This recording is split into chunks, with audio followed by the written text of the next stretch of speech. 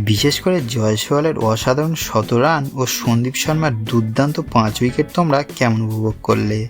এবারের আইপিএলে অপ্রতিরোধ্য একটা টিম হয়ে দাঁড়িয়েছে রাজস্থান রয়্যালস। প্রত্যেকটা ম্যাচে তাদের পারফরম্যান্স সকল ক্রিকেট প্রেমীদের মুগ্ধ করছে।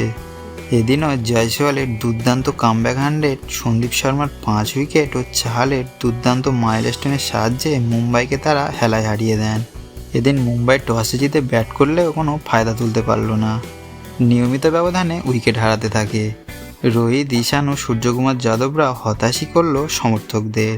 তিলক বর্মার দুর্দান্ত ব্যাটিংয়ে ৬৫ রান ও নেহাল ওয়াধেরা ৪৯ রানের গুরুত্বপূর্ণ ইনিংস না খেললে মুম্বাইয়ের ইনিংস শেষে কোথায় এসে থামতো তা বলার আর অপেক্ষা রাখে না।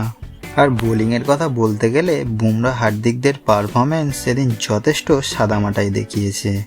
রাজস্থান রয়্যালস টিমকে এদিন যত প্রশংসা করা হবে ততই কম করা হবে।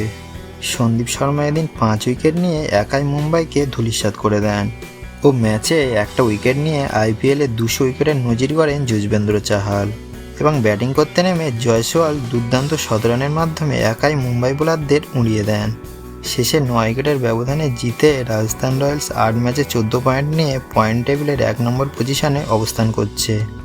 গত ম্যাচে রাজস্থান রয়্যালস দলের এমন পারফরম্যান্স তোমরা কেমন উপভোগ করলে? বিশেষ করে জয়সওয়ালের অসাধারণ ১৭ রান ও সন্দীপ শর্মার দুর্দান্ত ৫ উইকেট তোমরা কেমন উপভোগ করলে?